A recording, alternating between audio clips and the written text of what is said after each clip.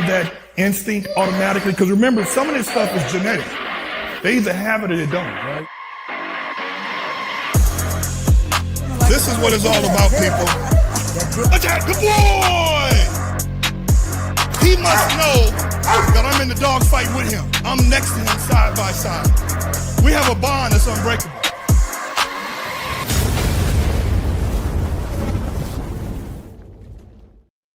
Boom! And we back. We back. Hey, but go ahead. What were you saying about what now? About something else? You were saying something. we can't talk. We can't say that about. Yeah, we can't talk girl, about that. But nah, man. She in heat and he's still trying to get that thing, man. How old is she? 6 months? 7 months? No. She was born in May, so she's gonna be 2 years old this May. So what is that? 15. 2 years old? It should be 2 years old in May. 2 years old? She'll be 2 in May. Wow, watch this.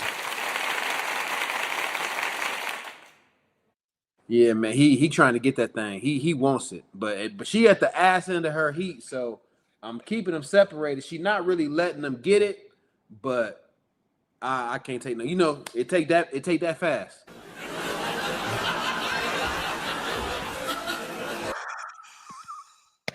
He done found him. They should have never told me about that shit. They finna be mad at you because you're not putting her up. Kippy. I just put her up because you're not gonna be able to keep an eye on her. Let me go to my Facebook. So when we do discuss this, it'll be ready to go. You like my sound effects? Oh, I love them, bro. Yeah, look, I'm all for the bow bomb drop. Boom! Hold on, let me get to my page. Man, this video was so controversial. We'll get into it in a minute. But I've been on this thing, man, where I've been just interviewing people that are informative that we can learn something from, right?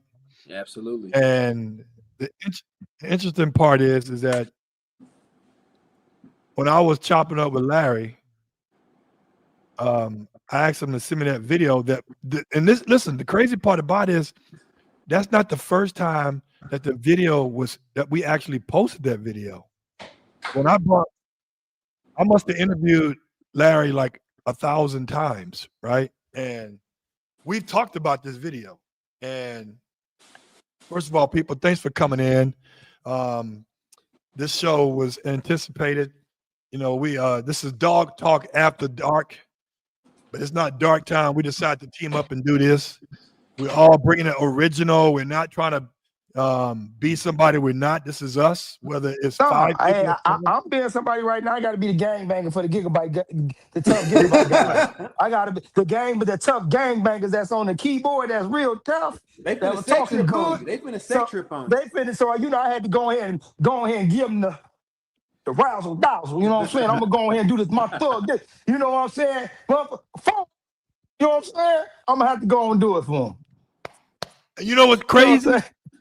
Is I've heard some good perspectives on the video, and I've heard some bad perspectives, and we're going to talk about it in a minute.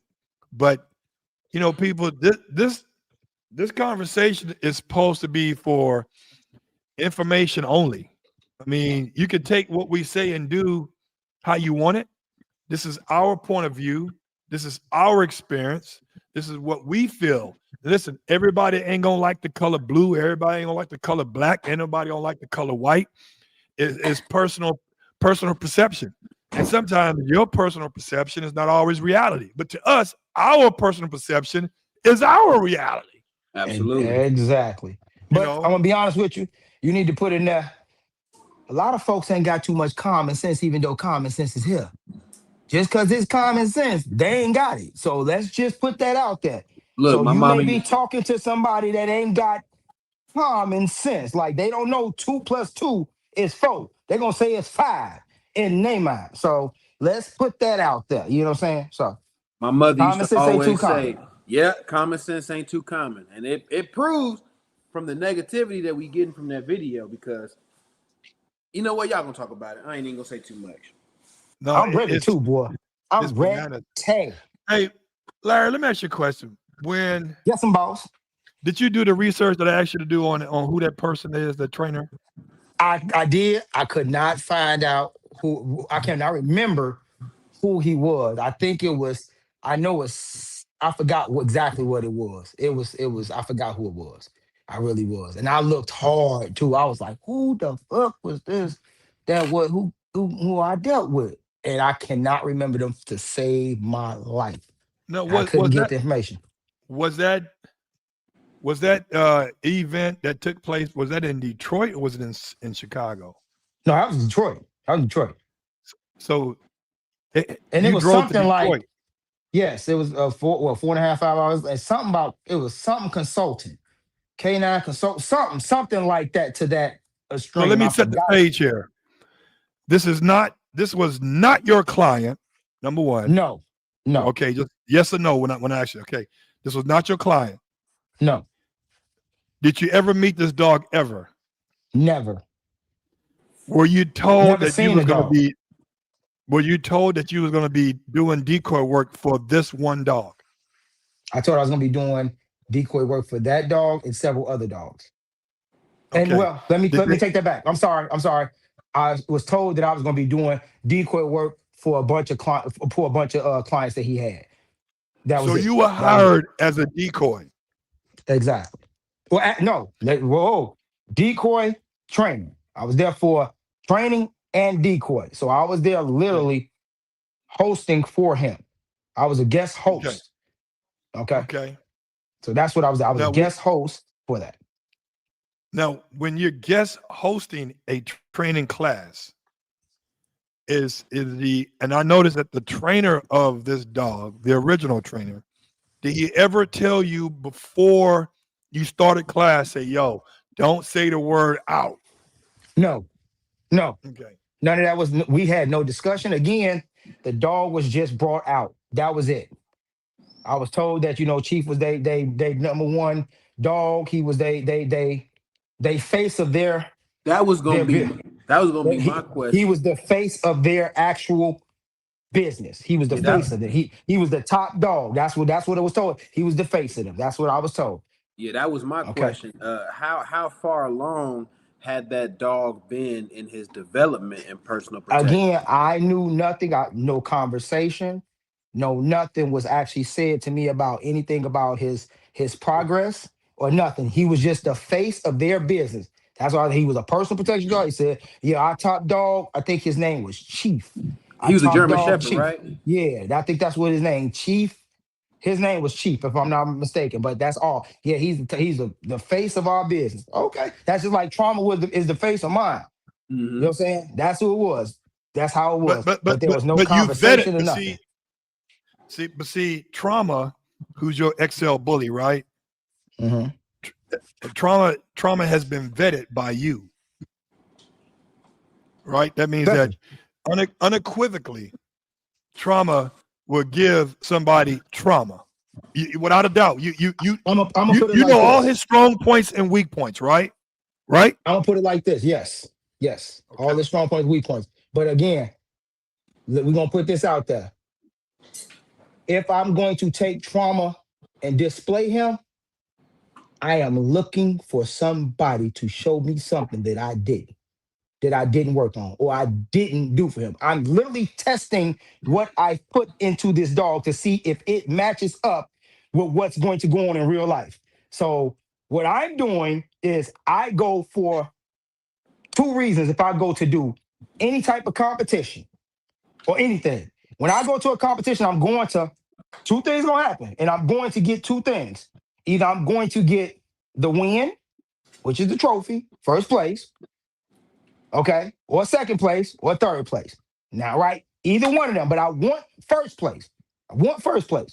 Now, I can get the trophy and win, right? Now, if I lose, I still won something. I won knowledge and exposure for me to have to go and work on what I need to go work on. So whatever was able to stop my boy, or something that I didn't think about, or my training is not meeting up to the expectation that's out here, it's been exposed to me. Now, guess what? It's time for me to go work now. Because again, you have a vision in front of you, right? Everybody has their own perspective. Somebody can actually show you something that you didn't think of. They can show you a perspective that you didn't think of. They can show you an avenue that you didn't think of, right? So that's why my thing with people is when people was getting on this what's name and talking crap, I'm like, y'all really exposed to me. Y'all ain't shit. Y'all train is horrible. Y'all trash. Because if y'all not going to test to see if your dog, where your weakness is, you just going for somebody to say, to make your dog look good. Bruh, you ain't training no real dogs. So that's just like armor. Let's say armor. Any type of armor that has been developed, like bulletproof vests, helmets. How many tests do they go through? They test that thing through several different bullets, several different falls, several different crashes to see where the weak point is, right? And if it's something that somebody does that can show you the weak point of it, now they go back to the drawing board to re-enhance what they're making, right or wrong. Correct. Okay, so we have to look at it like this. If you got an issue with a dog being exposed, and to be honest with you, you should be looking to go get your dog exposed. If your dog go and win, okay, you won, but you didn't learn anything. Only thing that you learned is that your training was okay for that situation, for that particular contest.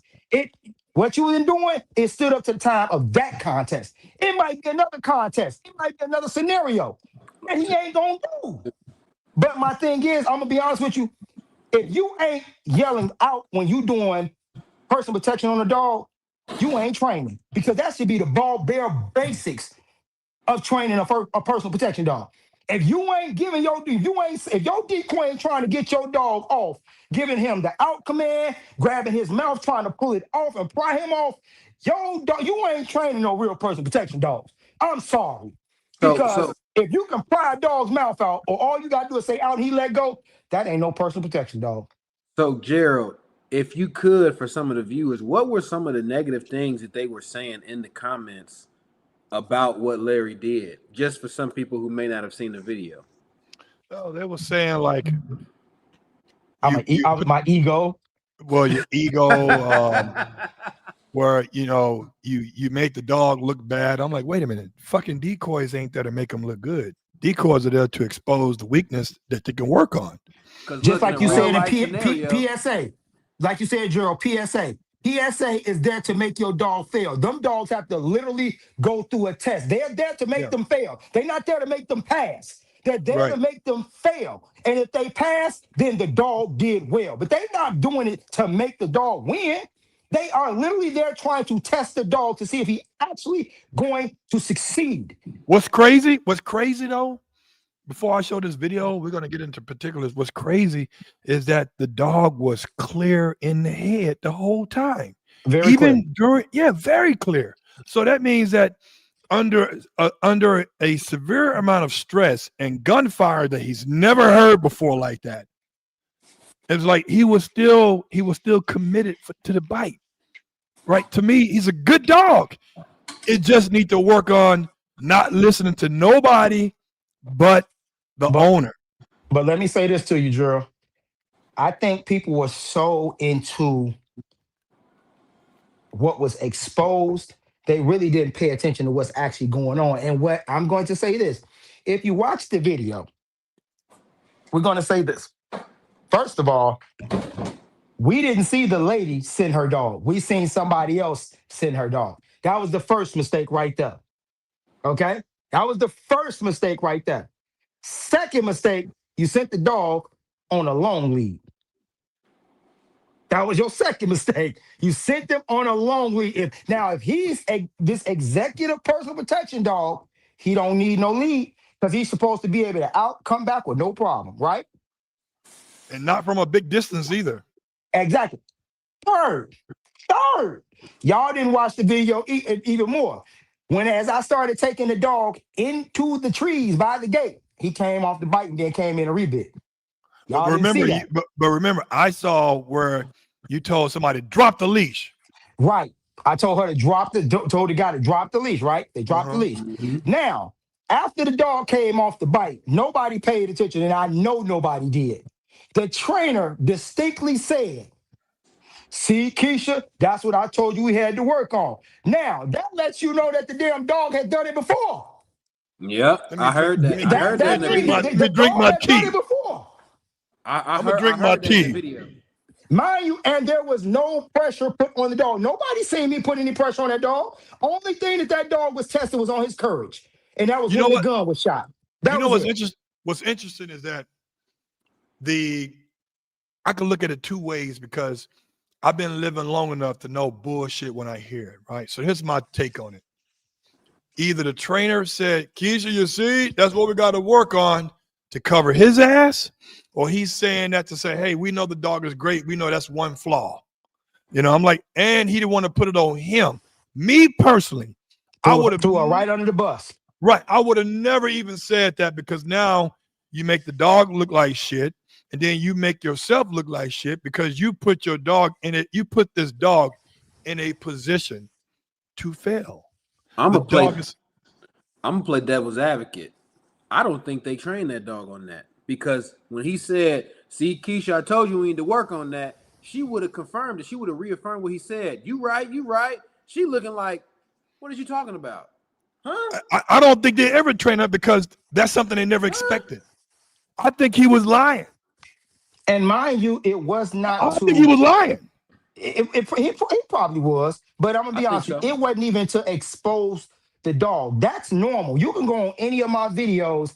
I can post up 1,000 of them of me working dogs, and when they're in the bite, I'm telling them to out command, let me go, ounce, all of that. You know, the whole nine, trying to get this dog to let me pulling his mouth off, the whole nine. So it's not like it was something new that I don't do. I do it with all my clients' dogs.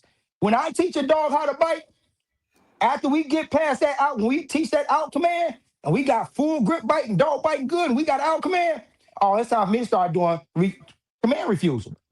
Man. Let you out on me and watch me wear that your ass out. You better not let me go if I say out. If I say out and you let me go, I'm fucking you up.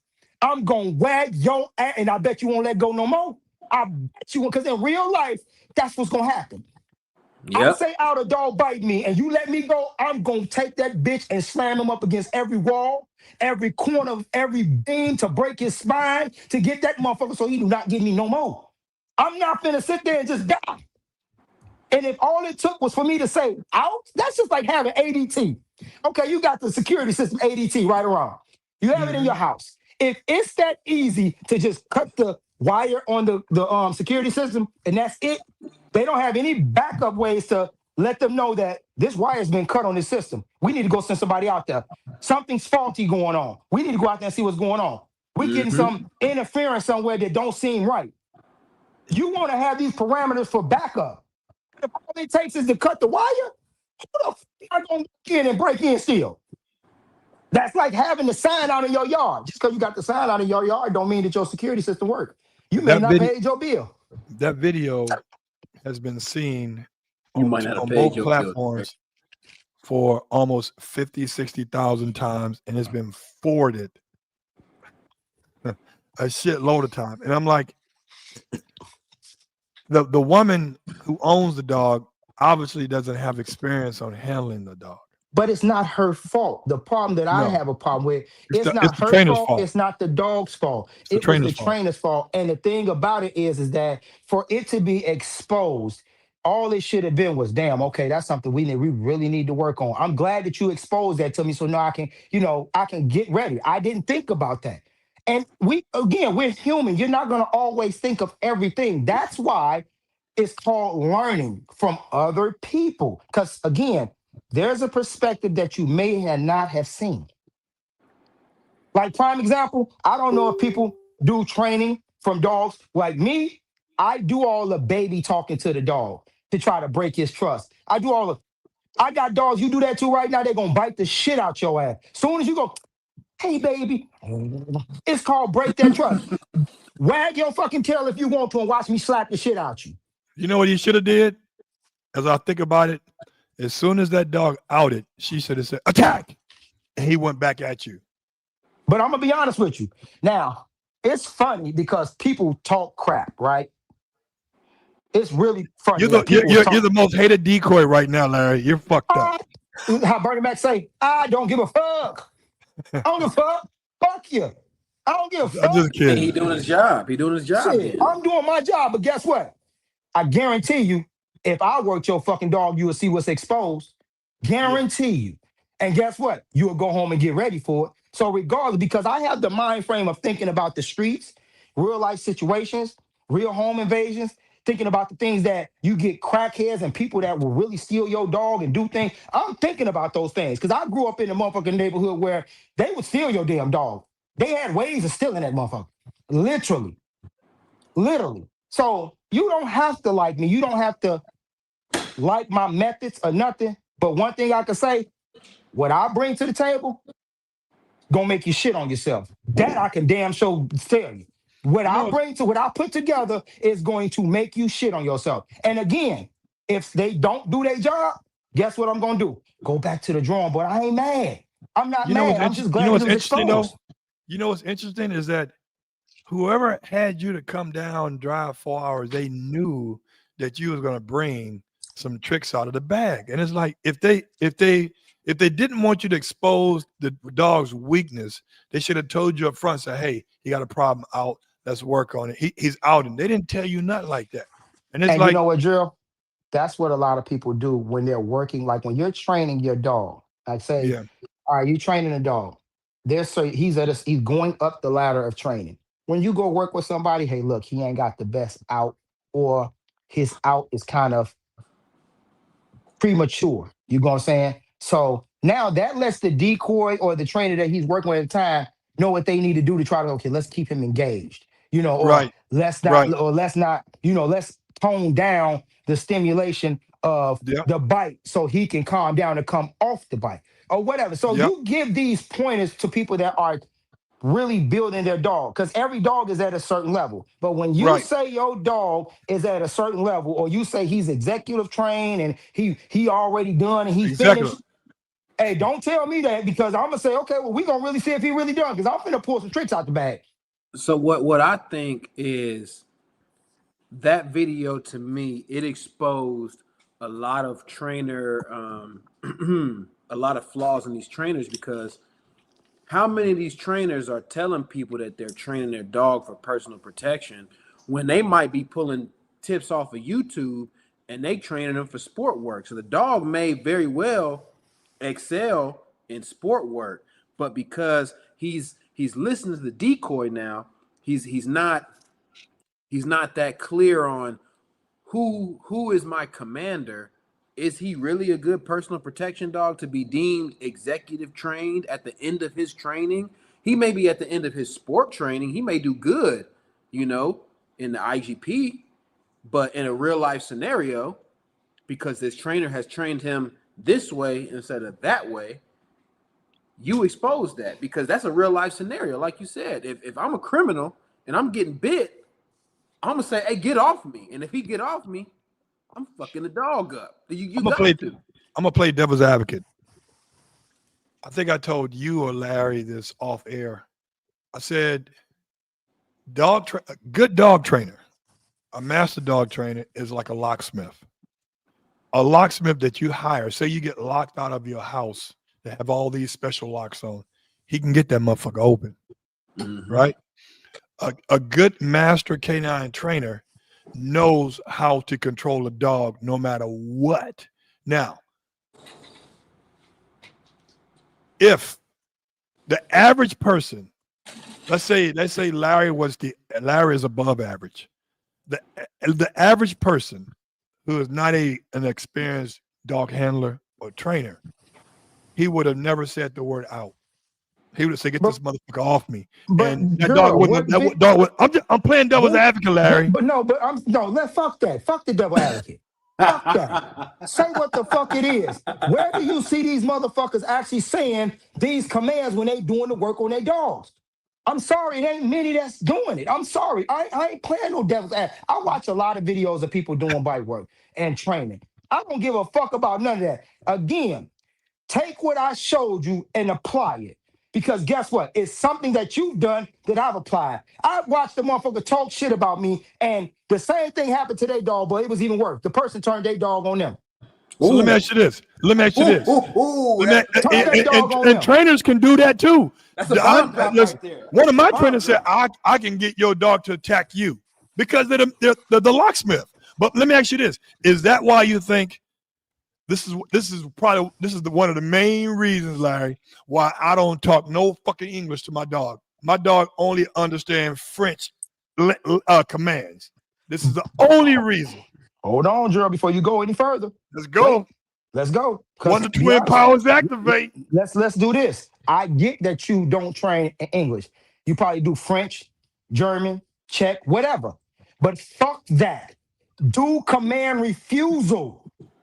It doesn't matter if they know if it's a different language. It doesn't matter. That don't matter. To me, even in English, if that's your basic one, it don't matter. If it's English, teach that motherfucker. You don't listen to nobody but me. Somebody else tell you something, you look at them like they retarded, like they speak in Swahili, and you ain't never heard Swahili a day in your life. So it's called command refusal.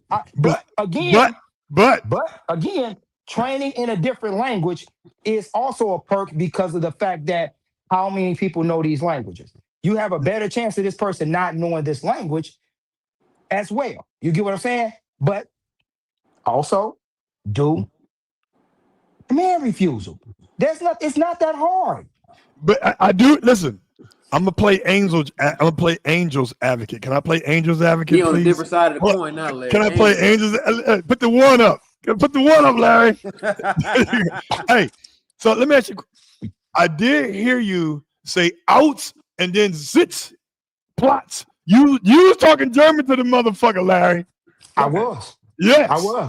I was. And you know what? God damn it. And I was. And the thing about it is that I don't know if they trained him in German. Evidently he did because he did listen. So he must have known the commands. You know what I'm saying? But again, you got to look at it like this. At the end of the day, that dog was not a personal protection dog. That dog is literally a robot and a demo dog. That's what he is. Because if you can let me hear this one. If you can pass the leash to several different people and they control your dog, that ain't a personal protection goddamn dog. That is a robot. So let me ask you this. What is your definition for your standard in regards to because all these words, executive train, all that means that you're fucking training somebody who is high profile. Fuck all that. What is your true definition of a dialed in, on and off leash personal protection dog? What is he or she able to do if she is dialed in 100% personal protection dog? Trauma. That's a mic drop right there. And I'm gonna be honest with you. He's been tested. He was tested so many fucking times. It's ridiculous. People always.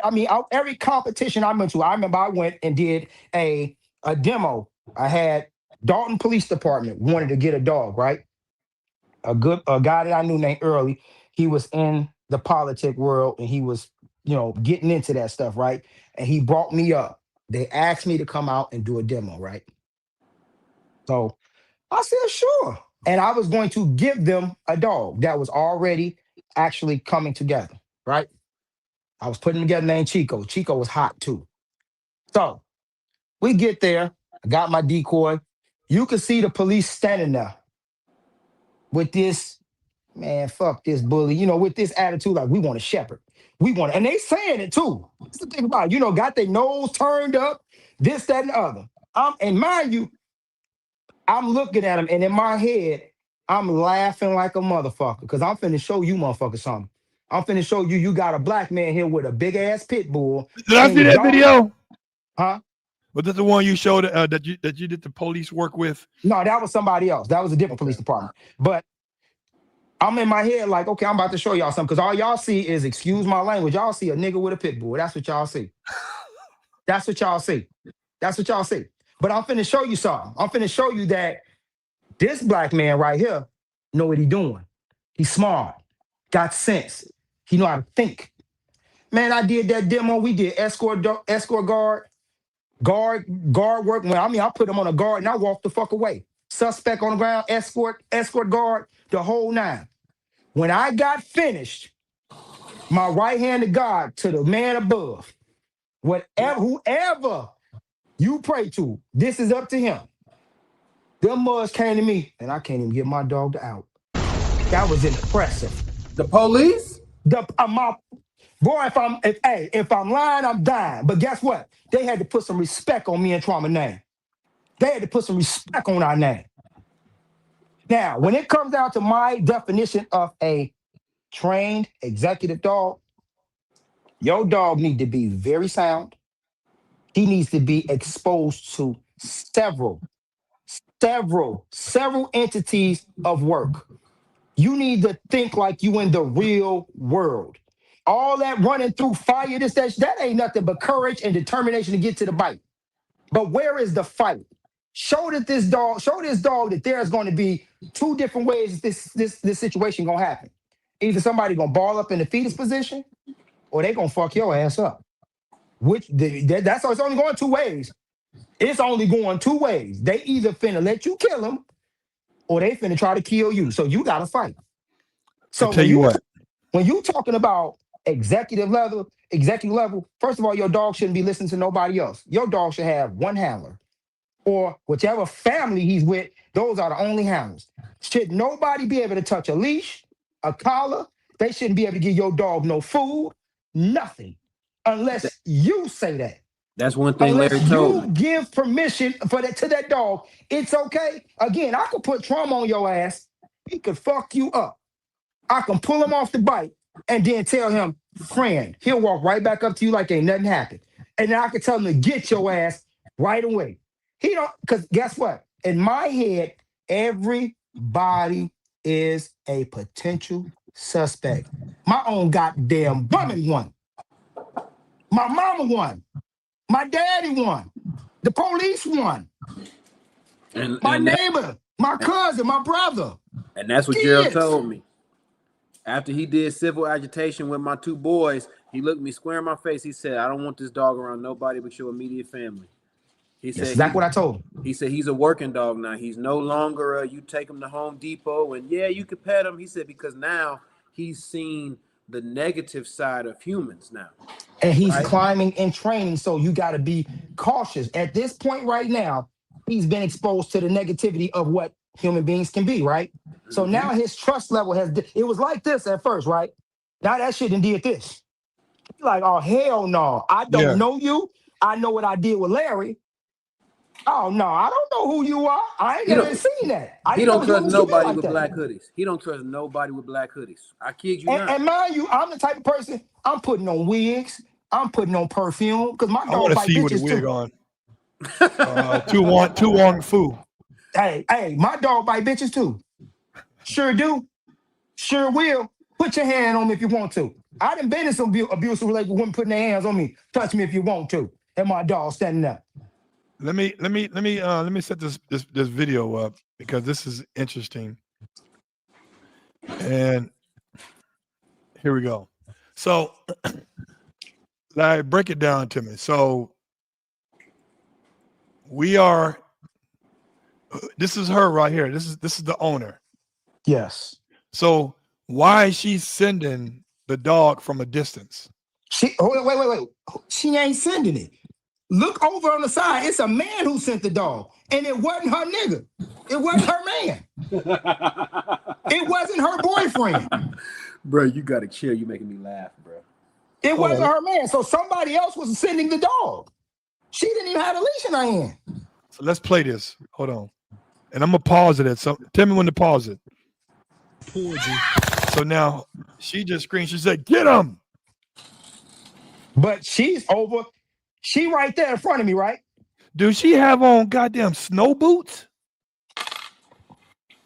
She was in front of me, right? Which direction did you see the dog come from?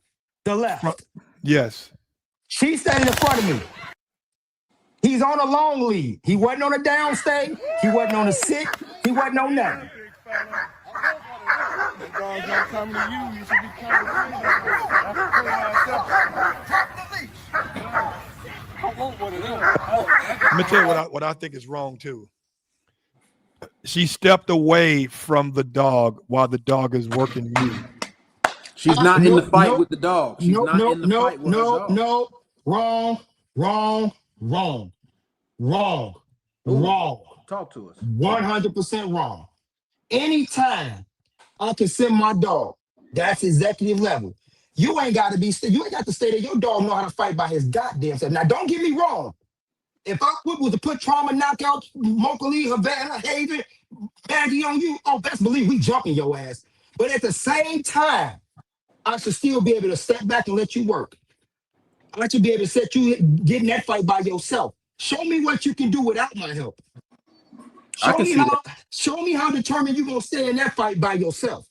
Because if something can happen where I could be hurt. I could have failed, twisted my ankle. I could be stabbed. I could be shot. I could be whatever. But I would listen. I would say.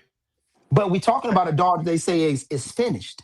We're not talking about a dog that we're training to get to this point. We're talking about a dog that they say is finished. Now, a dog that we're training and we're working with, yes, you definitely want to be there to encourage. Fight with him. So that way he feel powerful. And as you work back. But here's the deal. Move back she never said anything after he engaged to you. She like stepped back like totally like she was out of the picture. She never said, "Good boy, get him, hold him, damn it, hold him." The only thing I heard her say was, "Get him, get him." That was it. But that was in the beginning. Then after he got you, that was it. So the dog in his mind, he like, is the task not completed? Did I not do what was asked of me? So I'm gonna go back here. Get him! Yeah, big fella. The dog's not coming to you. You should be coming to me.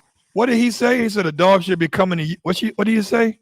He said something about the dog should be coming to you or something like that. Let me play it again.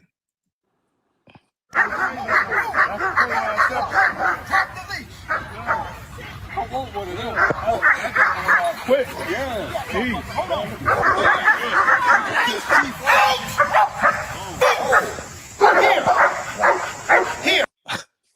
See, I don't like that. He said the dog should be coming to you. I want the dog to push forward. Why are you bringing the threat back to me? Well, deter the threat. No, so think about this. I have always taught every last one of my dogs, every last one of them, this. If you get a hold of anybody on my property, drag their ass as close to this fucking house or in this house as you can, because it's just like a gun. If you shoot somebody running away, you at fault. If you shoot somebody standing in front of you coming towards you, you justified. So guess what? When somebody breaking through your window, bring that motherfucker in. Snatch him in the house so you can get. You wanted to get in here so badly. Let me help you out. Come on in. Because now I'm about to destroy your ass while you in here. But so I feel you on that, but that's scenario based, don't you think? What if you out in the real world on the walk? Do you, if you get injured, do you still want the dog to bring the threat back to you? Now look what you just said, Aston. Now you see the perspective that you just thought of. You see that what you just thought of? Mm-hmm. That's called information. So now, and you're absolutely right. If you want them to push this person as far away as possible, you do. If you on this in a real life situation, get on their ass and push them away. But at the same time, think about this. Don't you want them to bring them close? Because when the police come, guess what? You want to say that this person threatened you. They're in your vicinity. You have to understand that. Because you can't send your dog after nobody. That's the law. If they're running away, you can't send your dog. Send that dog if you want to and watch your ass go to jail. Watch you go to jail, because now they're not a threat to you. No different than a gun. Unless they are attacking you, you can shoot. If they're running away, you can't shoot them. You can't shoot them in the back. So guess what? Bring your ass over here so when the police come, you in my vicinity. I'm hurt. That's a great tip, because I'm hurt. So now the police can say the dog on his ass, he's 5 to 6 to 8 to 9, 10 feet away from me. The dog pushed him away, but he's still in my vicinity. So now I can justify, even if I did send the dog, the dog brought his ass back over here. Now I can say, he was in my personal space. That's what called a personal protection order is, right? Hey, watch this. Watch this. I personally don't like that she said nothing after she said get him. Like But she did tell me to take her dog after I took it. She was like, you can have him. Watch this. So Keisha, that's what we gotta work on. You hear What? that? Go back. What was that? Let me make sure. Hold on, I'm trying to hear. Wait. I'm gonna play it again. Let me hear. Here. So Keisha, that's what we gotta work on. Y'all hear that? See, Keisha, I told you that's what we had to work on. So that means it has happened before. And if it happened before, why the hell do you have anybody else? The first mistake is you got somebody else controlling the dog, and it's not his. That's not a personal protection. You're showing a robot. I can give you, and I could have been an asshole and turned the dog on somebody else. I could have, but I didn't go that far. You know what I'm saying? Now that's what I would have been, an asshole, but I wasn't being an asshole. I was showing them, look, y'all got too many handlers. He's a great dog. Very strong, very straight in the mind. He was clear-headed. He was determined. Y'all got too many people controlling this dog. You don't know. So pretty much to me, he was a level 1 dog. A level 1 as far as beginner. Level 1 at best. Level 1 at because best. of the fact that, think about it, when you're training a dog for level 1 or basic obedience, when you teach that dog sit down or anything, that dog listens to anybody, right or wrong. Yep. So you can give the leash to anybody and say sit, right? Mm-hmm. You can say down, because that's beginner obedience. You're just teaching the dog the basic ground foundation of what the obedience is and what you're asking. So now you can tell anybody can tell that dog. That's what he was. Let me add to that, Larry. It was one thing that the first time that Larry evaluated my dogs, because I have my dogs on prong collars. They're big, strong boys. They see something, they want to go after it. I dial them in, right? Larry had, I want to say you had not the flirt pole, but I think you had one of the bite sleeves, right? Yeah, no. This is the first time you had one of the bite sleeves. Oh, okay. The pillows and we were testing a prey drive, right? And I was trying to get him. I was like, hey, sit. The dog sat. Larry looked at me. He said, "Don't tell that dog to sit ever again." I said, "Huh?" He said, "If I didn't think you could control your dogs, I wouldn't train them for you." He said, "Right now, we want to work on getting that dog to bite something." And at first I was confused until I brought my female there, who's very well obedience trained. When she would bite, then she would turn around and be like, am I cool to do that? Because she's so dialed into her obedience. And I'm like, oh, this is what he was talking about. We got to have where these dogs, they commit to the bite, right? We need to get them all the way up here and then dial them back. What I see in that German Shepherd is a dog that has been, they've been trying to do him at the same time. So he has turned into what you said, a robot. He thinks it's a game. He don't think it's personal protection. He's like, this is the game. I'm listening to the commands no matter who they come from. Because he didn't see Larry as a threat. He's seen Larry as a toy. This is a part of the game. He's a toy. Omar said it best. He said he sees it as fun versus having strong intent. Exactly. And that's what I seen in that German Shepherd. You know, because Larry, you can attest to this with Robbie. You know, after he got touched a few times, he wasn't getting off you.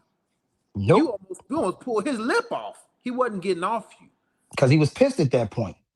Yeah, and this dog right here, he wasn't to that point. Or I feel like he may have never been to that point.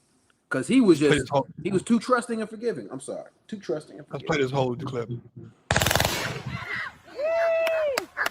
Yeah, big fella. That dog's not coming to you. You should be coming to me. I can play myself. Drop the leash. Yeah. I want one of them. Oh, that dog quick. Yeah. Jeez. Hold on.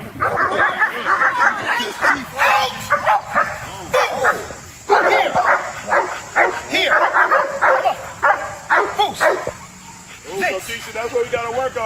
He listened to him on that out. Him. Deuce. Him. He gone. This my dog now. He gone. You don't, man. He gone. Is that the trainer? No, that's not the trainer, but that is the guy who sent the dog. The trainer is the one who's in that. But the trainer is the one that has the basketball jersey on, and he has glasses on. He was the trainer. That's just a confusing situation for the dog. The owner is closer to the threat than the dog is.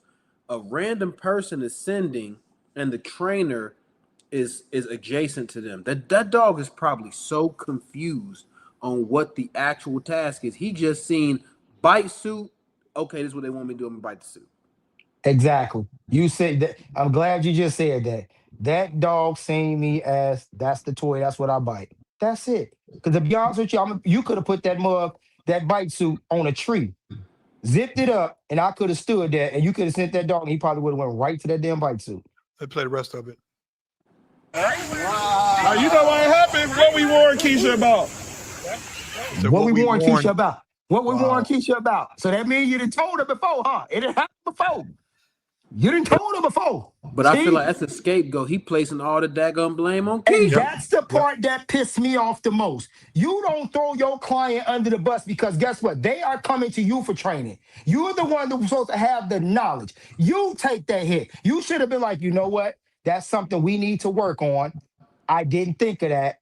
You know what I'm saying? Thank you for that. I appreciate it. That's right. Okay, we could let's go to back to the drawing board and work on that. Yeah, that's bad. That's bad business 101. You don't your client. Listen. You check your client behind closed doors. You don't check your client in front of people you never met. You can't check her because it ain't her fault. It's his. Yeah. Take accountability for your fault. It's not her fault. It's his. He just told on himself. See, that's what. Remember what we talked about, Keisha? Huh? So you telling me this has happened before? Now you didn't expect for me to do it. Now that it's done and it's exposed, you could just say, well, you know what, man, that's something we needed to work on. We knew that was going, if that happened, that was going to happen. You know what I'm saying? So that's something we still working on. And I would have been like, okay, that's great. Okay, so guess what we finna do right now? We finna do back tie this mug right now. And I'm finna civil him up. We're going to let him take the bite. I'm going to say out. As soon as he take that out, if that motherfucker let it go, I'm finna wet his ass out. I'm finna make him so mad. He gonna forget that out today. I can promise you that dog has never been flanked. He's never did table work. It was everything was too clear for him, and then he knew the assignment, but he listened to out. But when you're being flanked and you on that damn table, there is no out. Most police don't listen. The K9 guys that I work with on the department and the ones that I see now, there is no command call out.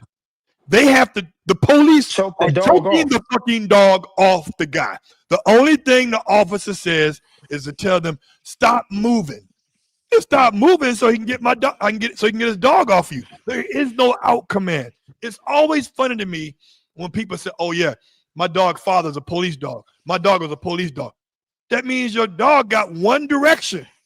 Your dog is a junkyard dog. That's it. That's what he is. Your dog's father is he a junkyard dog.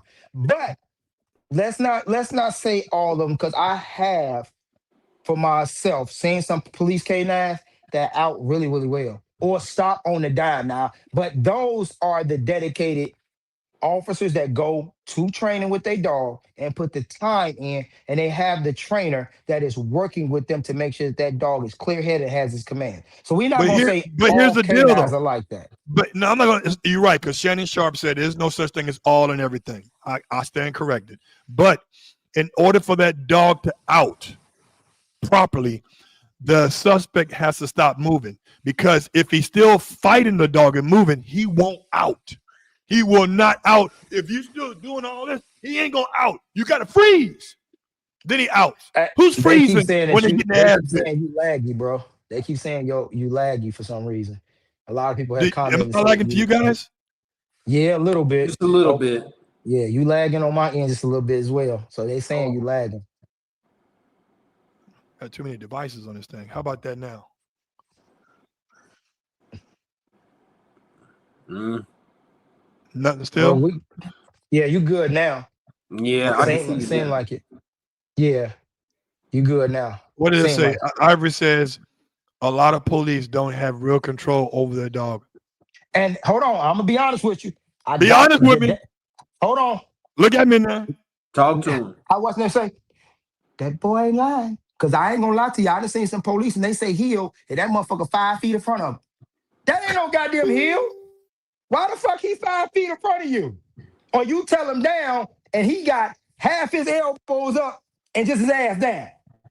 That ain't no down. And then he's scooting. Steady scooting. Read that comment, Aston. What do you say?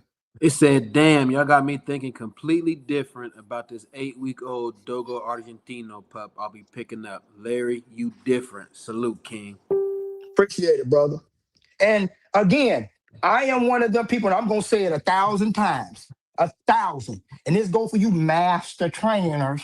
You ain't no goddamn master trainer if you got that mind frame. Because everything evolves. There's nothing that you can master except breathing and dying. That's the only thing you're going to master. Everything else evolves. Dogs evolve. Techniques evolve. All of these things evolve. So if you're saying that you can learn something, that don't mean that you mastered it. That means that you're continuing to learn it. And don't close your mind off to, I mastered it. Because now your ego goes up. And you think can't nobody tell you nothing. So guess what? I'm learning every day. Every time I train a dog or work with a dog or watch somebody's video, I learn something. And that's my goal, to learn something. I'm not going to a person's video to critique it and say it looked like shit, even though I think it looked like shit. It may look like shit, but I'm on here to see what I can learn from it. And if I just can't learn nothing from you, I can't learn nothing from you. But it's somebody somewhere I'm going to learn something from. Like I said, when I go to a competition, I'm going there to win and learn. But I'm like how Denzel Washington said, I'm from around the way. I'm leaving with something. And you have to remember that as training has to evolve, the dogs evolve too.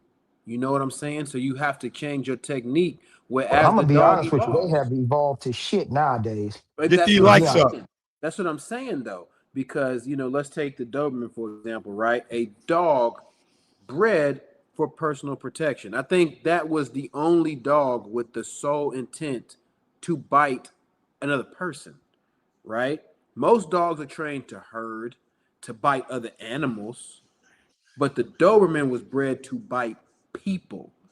But through time and evolution, they started to do it with other breeds. They have watered that down, right? Mm-hmm. So now it's very hard to find a Doberman with the nerves to really want to do it, right? Say that again. I'm saying it's hard to find a Doberman with the nerves to want to work. Hey, Gerald trolling because he want to say y'all need to stop breeding these ragged ass motherfucking Dobermans that y'all swear up and down. Yes, this because they got their grandfather that did this, grandmama that did this. And then you get to the fake titles overseas, the titles. And even with that, I think it was Schitzen. Was it Schitzen? Schitzen 1, 2, and 3. Man, when I found out that you could send your dog over there and just pay somebody to give him a title, boy, I swear I was like, so that's shit. Take the end off. You mean shit. That's what it is. I mean, I didn't really know it until this guy I knew, he had wrestlers. And he sent one over, and they had the dog for a certain amount of time. And he paid this amount of money. And that dog just sat in the goddamn crate, but he came back with a goddamn Schitzen 2 title. I said, how the fuck did he get it if he ain't did nothing? The dog left and came back the same exact way. And that's how a lot of people... You paid for a piece of paper. That's what you did. You paid for a title. That's how a lot of people, they get got, and Gerald helped me with that. He said, if they are saying that this dog has whatever alphabetical title, ask them for a video of the trial. Ask them for a video. Oh, my God. Yeah, because, so you're right. Because here's the deal, guys. And they record them trials. Yeah, I've been what's the person say? Larry's putting belt to ass, no diggity. He is. He is. So here's the And deal. guess what? I And got guess the what? proof. Each one of you motherfuckers who want to be mad and talk shit, guess what? Every one of y'all who get up and make a comment is still a view. Y'all still showing interest. So I did something. I ruffled something. I did something. I did something. You at home somewhere in the bed laying down thinking about it. But 9 times out of 10, everybody who had something to say about that video was a handler or a trainer. It was never nobody that was in the real world. So here's the deal. And this conversation was had with somebody I know. I'm not going to mention names. Where he is on this dog's nuts, like, oh, he's got a ZTP and he got an IGP-1. I said, how old is this dog? Oh, he's 24 months old. I said, whoa. Now, understand a ZTP is a breed, a standard breed test where they measure the height to the wither. They check his eye color. They make sure he has 2 testicles. They make sure his gums are black. They make sure that he's not oversized. They do a temperament test, his obedience and protection. The protection is doing a send out. That is it. He ain't doing no bark and hold. Okay. And that's a ZTP. That's easy because half of the damn breed standard test for the ZTP is the dog's tangibles, his height, his looks, things you can see, you can touch, right? Now, when a clown tells me, oh, he's got an IGP-1 and he's 2 years and 3 months old, first of all, motherfucker, the dog can't even compete in a show until he's 18 months minimal. So you're telling me you're going to put all this rinky-dinky pressure, and trust me, there's pressure that's involved making these dogs jump with dumbbells in their mouth over an A-frame, over a hurdle, and in front of you with precise direction. And then guess what? There's a lot of lonely nights with no dog is eating nothing because you're making him track for his food. You're doing all this at 3, 4, 5, 6, 7 months of age? Hell no, because you're going to mess up the development of the dog. You got to build a foundation on this dog before you even get to the hokey pokey part, right? So here's the deal. So let me say this. So say it.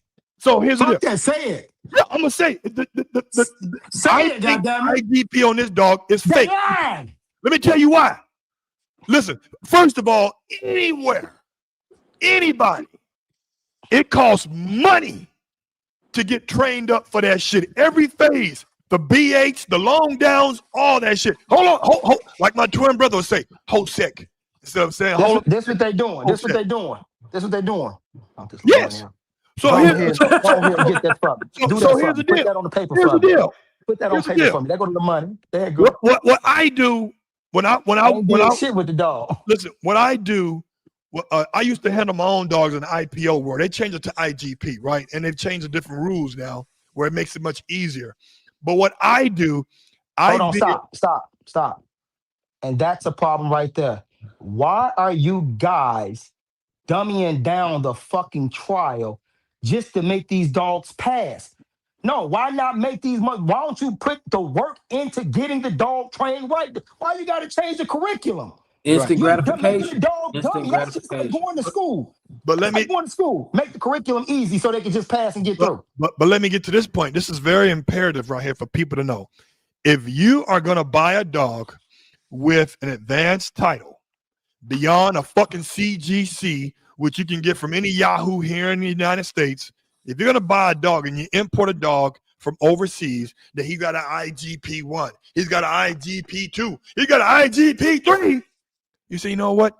Show me where the dog's training. Show me that motherfucker tracking. Don't fucking 300 paces. Show me that shit. Show me him jumping with a dumbbell. Because you listen, over the course of years, you're gonna record some of that shit, right? Because that's the development. You go back, it's like watching film. You're gonna tell me nothing is on video? Get the fuck out of here. You know what IGP stand for?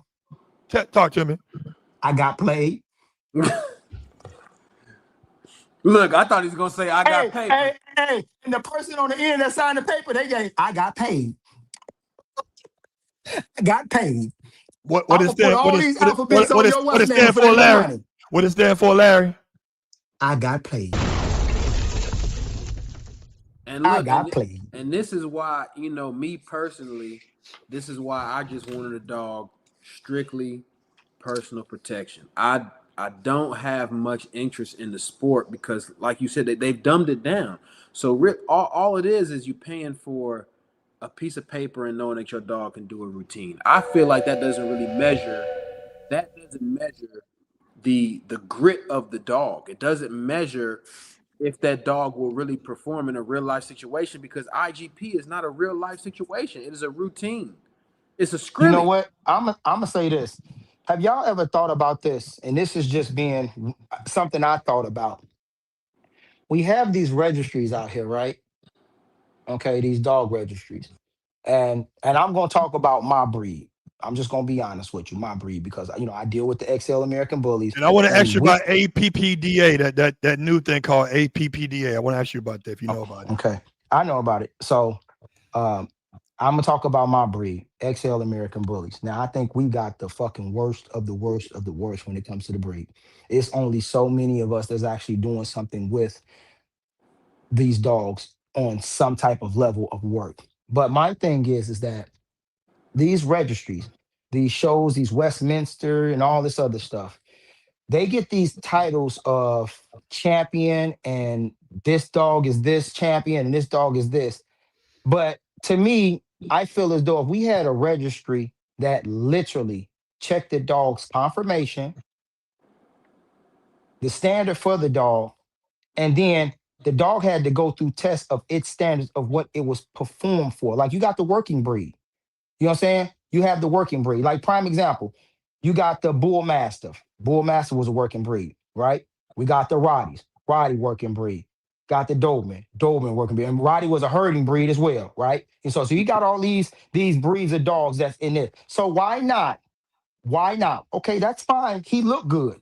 Now let's see if he's really a champion and he can perform the job that he actually was bred for. Do you want to know Let's why? do that. Do you You want to know know why? why? But no, it ain't about why. I can guarantee a lot of these motherfuckers wouldn't be no champions. Look, I because guarantee you, they would not be champions. look, They wouldn't be. Gerald said it on his live, I believe, last night with K9 Shield. With hands. Yeah, it has. You said on your live last night. If they did it like that, it's a lot of nice looking dogs that wouldn't be bred. You said most of the Dobermans that have the most workability, ugly than a motherfucker, but the heart of a lion. We're I went to a humans. We want what's aesthetically pleasing. Yep. What looked good. Think about the game pits that are still bred today. They're ugly in the motherfucker. They're smaller than the motherfucker, but they will die fighting. They rather die fighting than die running. I'm gonna tell you one thing. They'll be dead with a piece of meat in their mouth. Look, Larry. How many times have we been to Petco? Me and you as bully guys. I get kicked out of Petco and PetSmart all the time. They see our dogs. They say, "Ooh, you must be fighting them motherfuckers. They so buff." And we be like, "Huh? Fighting them? Especially me with the pockets." I weigh 200 pounds, 10% body fat. I work out every day. Who weigh 200 pounds? Me.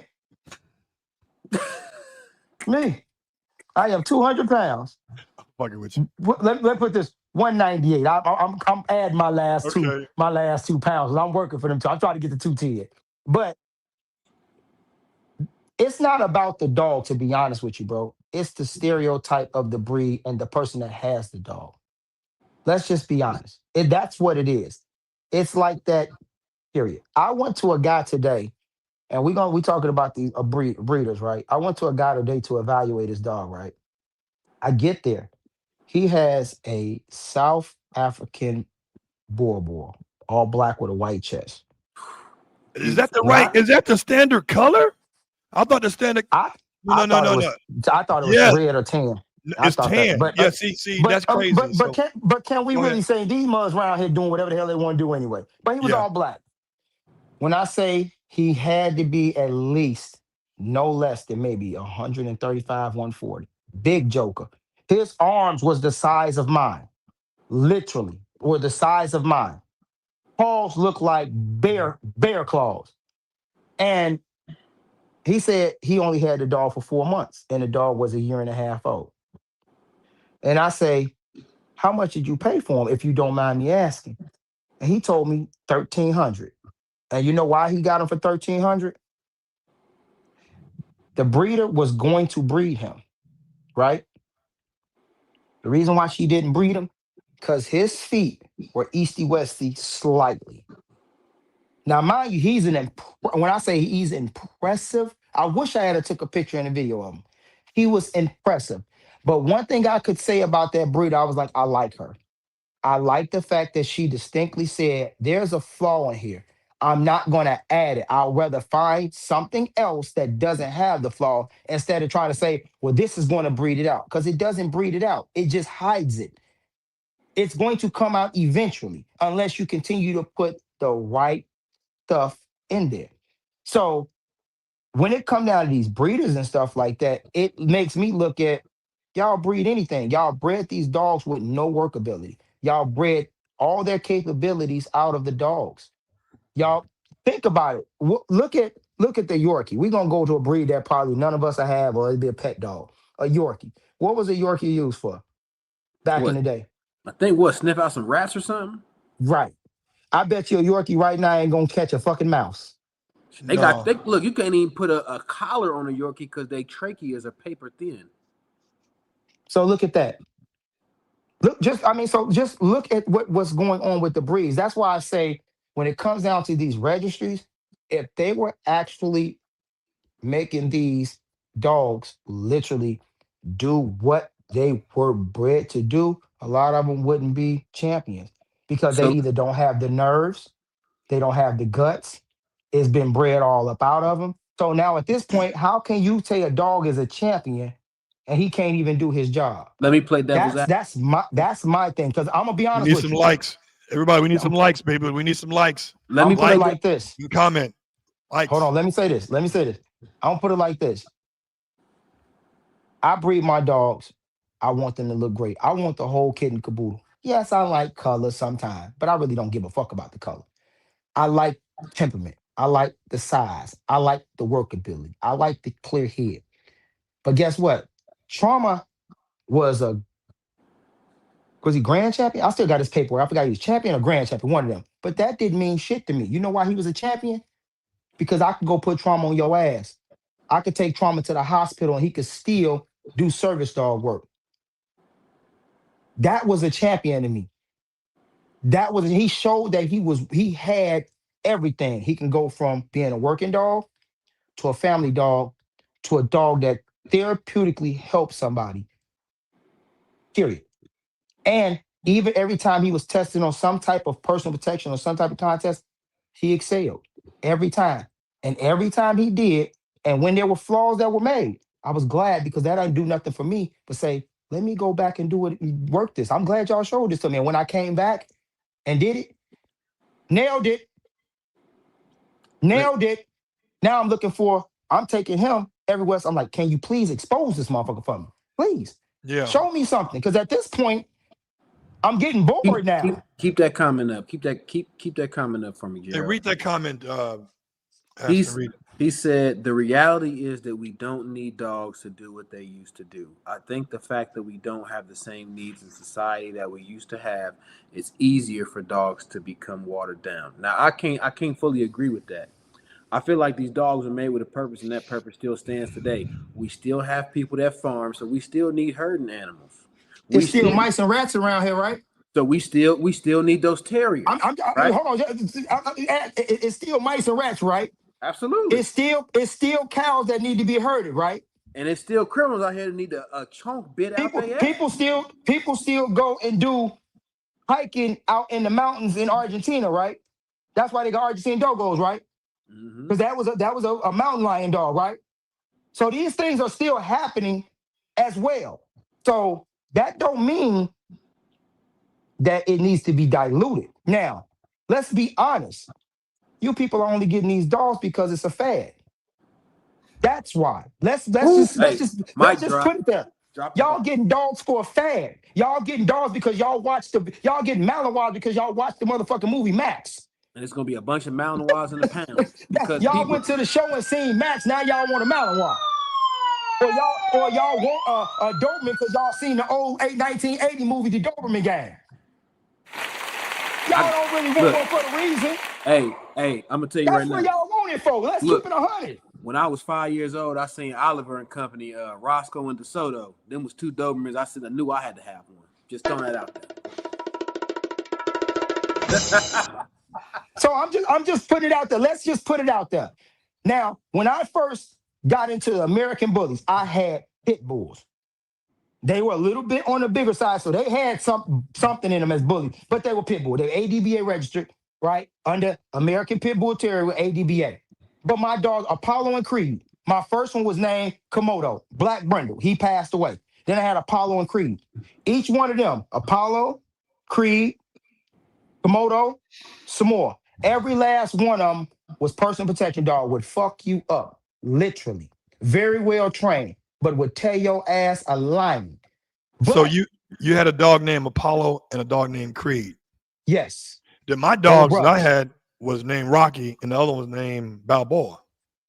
Yeah. So I did the same thing. I broke the name up and used it for 2 dogs. I'm gonna be honest with you. I'm gonna give you 100 for originality. So my thing is that for my mental, when it came down to the American Bullies and I seen them, these XL, I'm like, God damn, he look good. He big than the motherfucker. But I started thinking like, but I ain't seen nobody working this motherfucker. Like I see all these people's doing this. Hold his head up. Got his tail stacking his chest. All that shit. So I'm sitting there like. He said you a good cusser. So I'm like, what? You got all this dog, but it does what can it do with all of that? Like it's a big dog, but what can it actually do? I'm not seeing any action. I'm not seeing anything. You know what's interesting is that the way me and you crossed paths, Larry, and then after I found out that you breed XL bullies that work, and knowing that the UK has banned XL bullies, but they banned the XL bullies not because they were being, and I'm gonna be politically correct here. I don't think they were banning. I didn't think they banned XL bullies because of the work those dogs put in, whether it was good or bad. I think they banned them because of the intimidating factor. And so when I go to these, that's stupid. I know, but when I go to these XL bully shows, you know what, these XL bully breeders that I met, and a lot of them are some good people, man. Shout out to all of them. Is that the number one thing I asked? And I did a series, an episode where I went to it. It's called Cinco de Mayo, right? XL bully show. The number one thing they're breeding for is temperament. So now they're specifically breeding to calm the dog nerves so he doesn't have the drive. So there's no more prey drive. It's all about, can you look menace, but can you get along? Because I'm gonna be honest with you, all these XL bullies, it was hundreds of them, and these motherfuckers wasn't popping off at nobody, and they were standing side by side to strain. But none of my dogs could ever stand next to another male dog that he's never met and be cool with it. Like, boom, they are really taking out they're taking the animal instinct out the animal.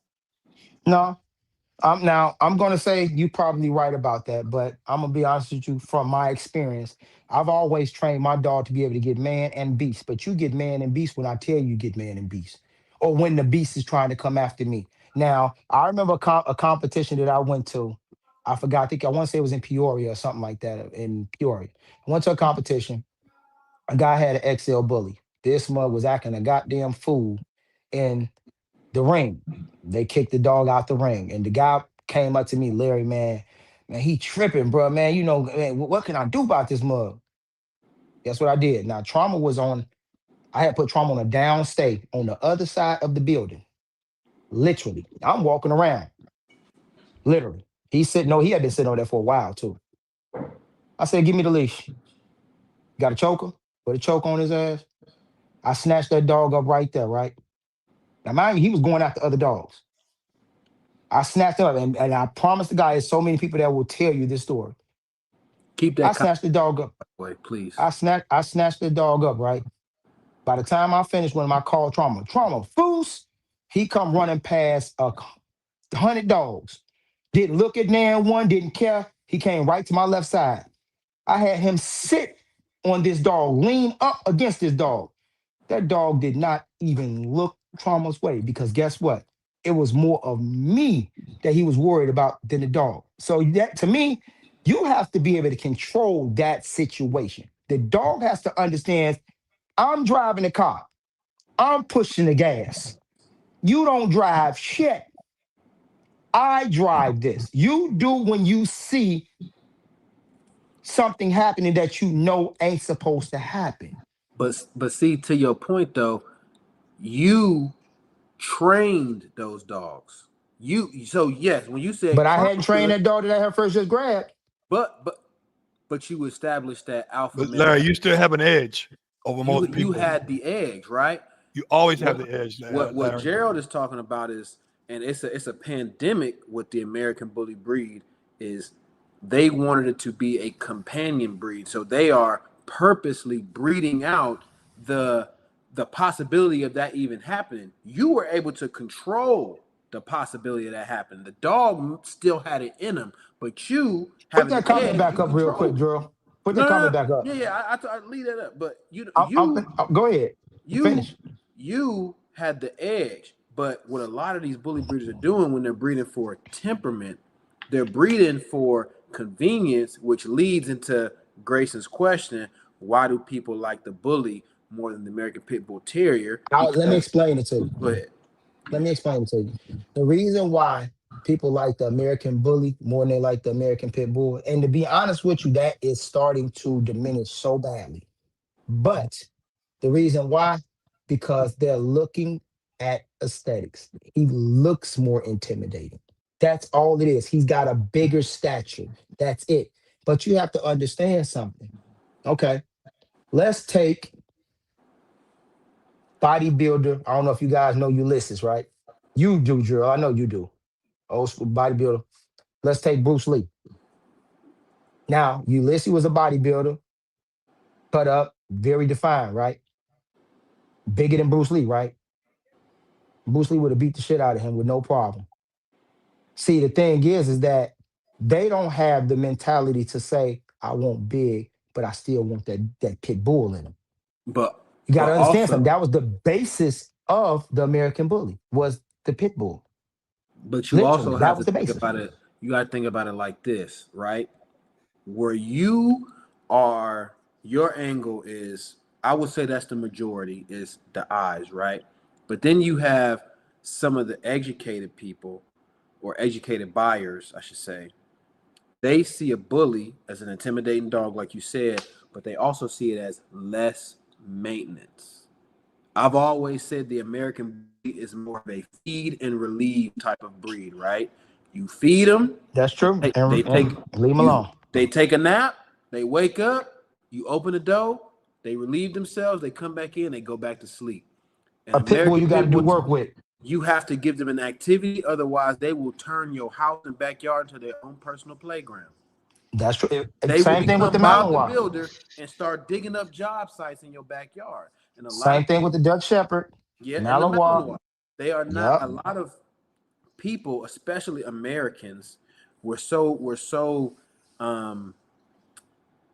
set on convenience, right? And the American Pit Bull Terrier is not convenient. A real American Pit Bull Terrier is not convenient. You're actually right about that.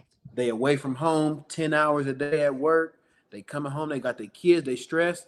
This dog has been in this crate for 10 hours. He want to get out and do something. He want to hit the zoomies. He want to go for a 2-hour walk. He want to climb up the wall. He want to play. But that bully like, I'm cool.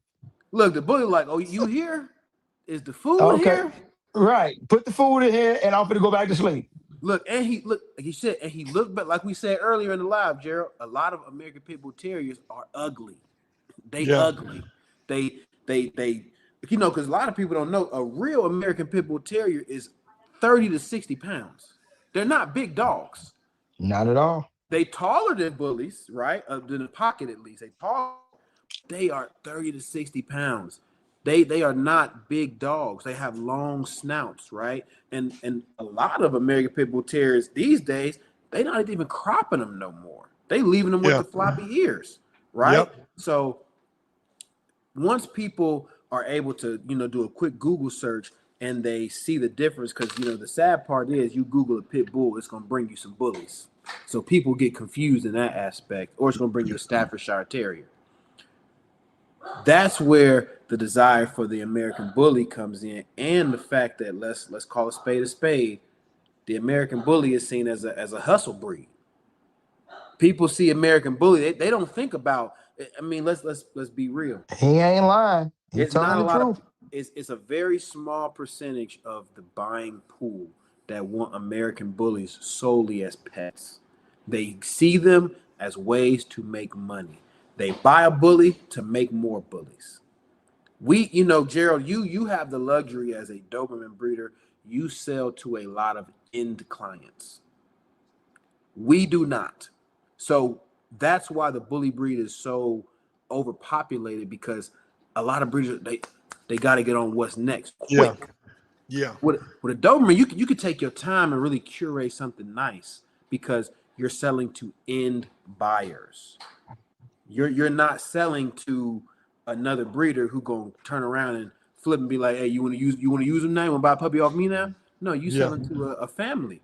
And American Pit Bulls, unless they're real working pit bulls, they not really fetching these numbers that these bullies are.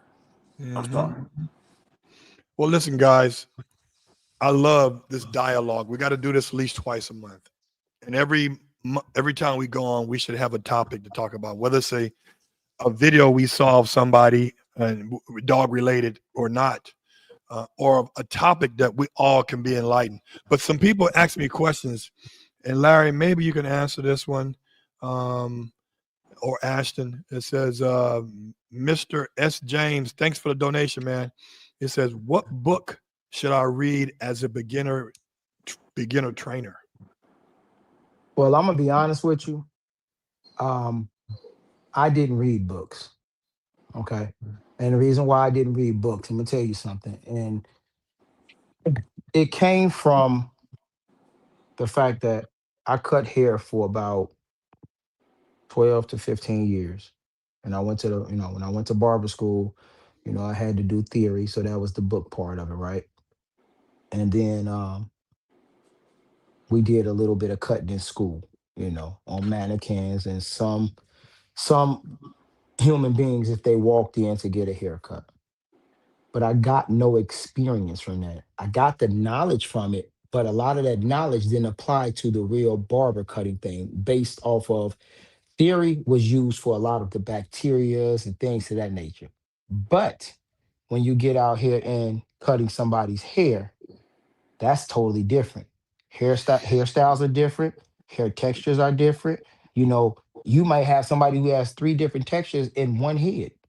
So to me, hands-on training was more effective for me. But also too, my one up was what I wanted and how I thought. So me, I went to several different trainers and just watched. And I got common sense, to be honest with you. And I listened. And you can't just sell me a pipe dream, because I will definitely combat you and make it. You're gonna have to make it make sense for me, literally. Well, I another remember. question. Same person, Mr. St. James.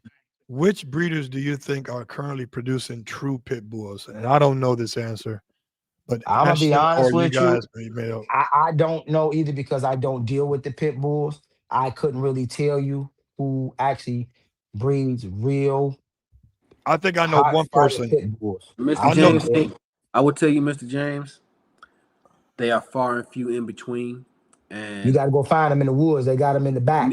me personally, I've been seeing a lot of. I'm not gonna lie to you and say I know their names. I've been seeing a lot of pit bulls in Southern America. That if you want a true pit bull, that's where you want to go. I say look for breeders in South America, Brazil area. Like I said, I don't know their names, but I do see their content. They are producing true American pit bull terriers. But don't rush into it. Take your time. I know it's hard for us as Americans to wait on something, but try to find something in the country, but then look for something south of the country. I feel like you will get more what you're looking for in South America because they don't have some of the same regulations and taboos as we do here in America, right? Yeah. So they're putting the dog through more trials to determine whether it meets the criteria to be called a pit bull terrier. That would be my answer to you. There's a lady named, her name is Larry Hansen. This is all what she deals with. It's a whole community of them. I have to think about it. And they breed working pit bulls, but they do like weight pulling and what else they do? Weight pulling, conformation. Because I was supposed to do an episode last weekend. They had a show this past week, last weekend, but they have to be working pit bulls like game. They're breeding game pits, but they're not using them for dog fighting. By far, they're not. They're using them for weight pulling and conformation and something else. But Larry Hansen, if you Google her on Instagram or Facebook, she will tell you where to go. I have to think about that. Also, people, sign up for my free weekly newsletter where I talk about everything about Doberman, whether it's the health, the genes, the intangibles, the ear posting, everything about the Doberman and canines in general. And that ear posting newsletter helped me out a lot, man. I had a dog unfortunately lose both their ears when I was novice to Doberman. I mean, he still got his ears, but he lost the tips to necrosis. Right. And I honestly wish that I had seen that newsletter before I started trying to post on my own. Yep. And also, so if you guys want to, I'm gonna put the link in the chat. Just sign up every week. You get it free. All right, guys. I really appreciate you guys logging in, man. On this day, this is good. We got to do this again. Look, I'm off every weekend, baby. I'm down. I'm down with the get down. Hey, you know I'm game for pissing some people off. And Larry, you gotta let me know. Be honest with you. You gotta let me know if it's snow out there tomorrow, man, so I can know if I need to make that ride out there. Don't worry about it. I got that all set up. Don't even worry about it. Say less, then. I guess I'll see you in the morning. All right. As usual, people, stay resilient, but be responsible. Until next time.